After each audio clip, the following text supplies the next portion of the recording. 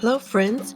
Today on Storytime with Lorelei, we are reading Duke Ellington, The Piano Prince and His Orchestra by Andrea Davis Pinkney, illustrated by Brian Pinkney. You ever hear of the jazz-playing man? The man with the cats who could swing with his band? He was born in 1899 in Washington, D.C., born Edward Kennedy Ellington. But wherever young Edward went, he said, "Hey, call me Duke." Duke's name fit him rightly. He was a smooth-talking, slick-stepping, piano-playing kid. But his piano playing wasn't always as breezy as his stride. When Duke's mother Daisy and his father E.J. enrolled him in piano lessons, Duke didn't want to go. Baseball was Duke's idea of fun, but his parents had other ideas for their child. Duke had to start with the piano basics, his finger playing the same tired tune, 1 and 2 and 1 and 2. Daisy and EJ made Duke practice day after day. To Duke, 1 and 2 wasn't music. He called it an umpy-dump sound that was headed nowhere, worth following. He quit his lessons and kissed the piano a fast goodbye. Years later, on a steamy summer night, Duke heard that umpty-dump played in a whole new way. Folks called the music ragtime, piano that turned umpty-dump into a soul-rousing romp. The ragtime music set Duke's fingers a-wiggling. Soon he was back at the piano, trying to plunk out his own ragtime rhythm. 1 and 2 and 1 and 2. At first, this was only the crude twinkling Duke knew. But with practice, all Duke's fingers rode the piano keys. Duke started to play his own made-up melodies. Whole notes, chords, sharps and flats, left-handed hops and right-handed slides. Believe it, man! Duke taught himself to press on the pearlies like nobody else could. His 1 and 2 umpty-dump became a thing of the past. Now playing the piano was Duke's all-time love. When Duke was 19, he was entertaining ladies and gents at parties, pool halls, country clubs, and cabarets. He had fine as pie good looks and flashy threads. He was a ladies' man with a flair to spare. And whenever a pretty-skinned beauty leaned on Duke's piano, he played his best music, composition smoother than a hairdo sleeked with pomade. It wasn't long before Duke formed his own small band, a group of musicians who played all over Washington, D.C. But soon they split the D.C. scene and made tracks for New York City, for Harlem, the place where jazz music ruled. They called themselves the Washitonians and performed in all kinds of New York City honky-tonks. Barron's Exclusive, the Plantation, Cicero's, and the Kentucky Club. Folks got to know the band by name and came to hear them play.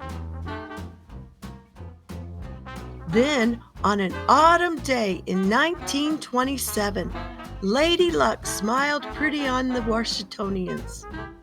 They were asked to play at the Cotton Club, Harlem's swankiest hangout, a big-time night spot. The Cotton Club became the regular gig for Duke and his band. They grew to 12 musicians and changed their name to Duke Ellington and his orchestra. Night after night, they played their music, which was broadcast live over the radio. For all those homebodies out in radio lovers' land, folks who only dreamed of sitting pretty at the cotton, the show helped them feel like they were out on the town. Duke's Creole love call was spicier than a pot of jambalaya. His mood indigo was a musical stream that swelled over the airwaves. Sometimes the orchestra performed their tunes straight up, but other nights, when the joint was starting to jump, Duke told his band to play whatever came to mind, to improvise their solos, to make the music fly, and they did. Each instrument raised its own voice. One by one, each cat took the floor and wiped it clean, with his own special way of playing. Sonny Greer pounded out the bang of jump rope feet on the street with his snare drum, a subway beat on his bass drum, and a sassy ride on his cymbal. Sonny's percussion was smooth and steady.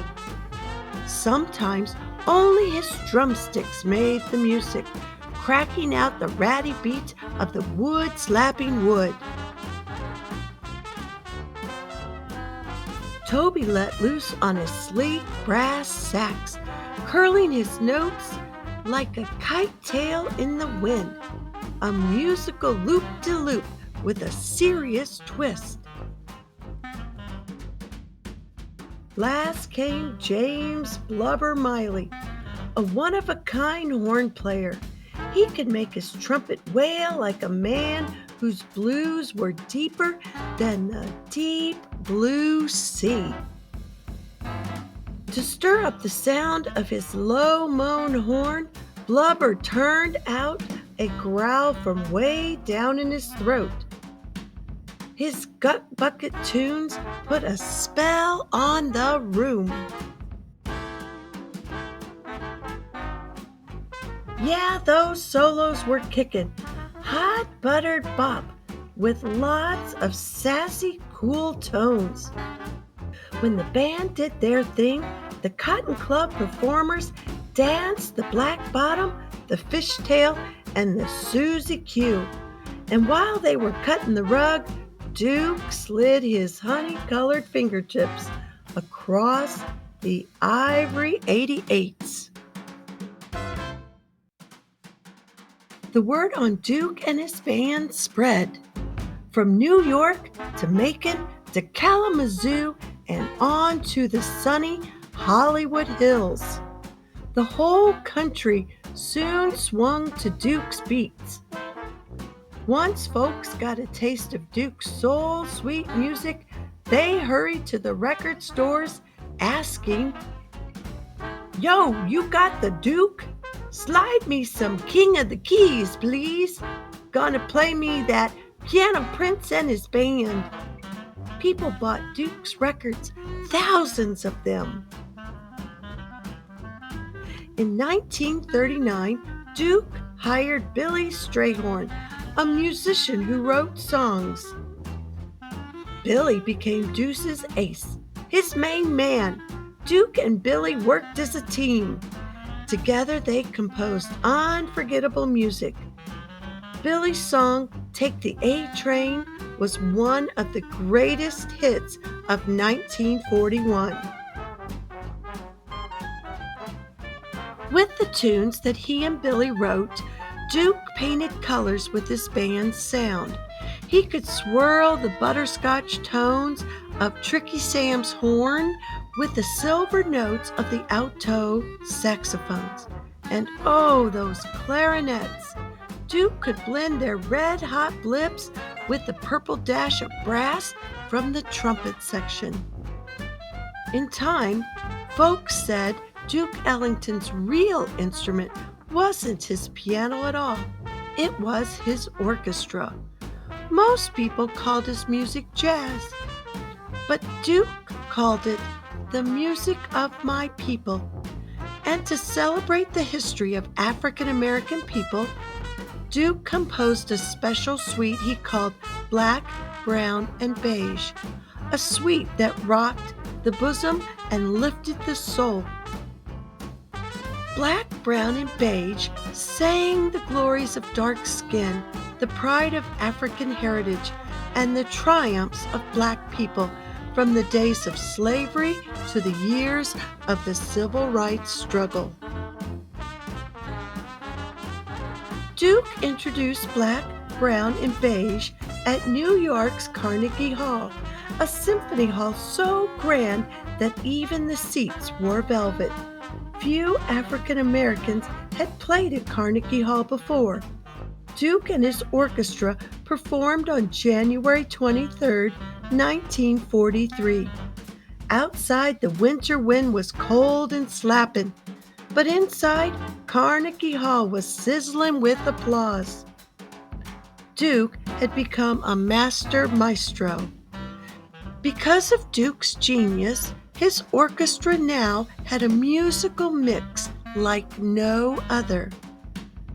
Now you've heard of the jazz-playing man, the man with the cats who could swing with his band, king of the keys, piano prince, Edward Kennedy Ellington, the Duke.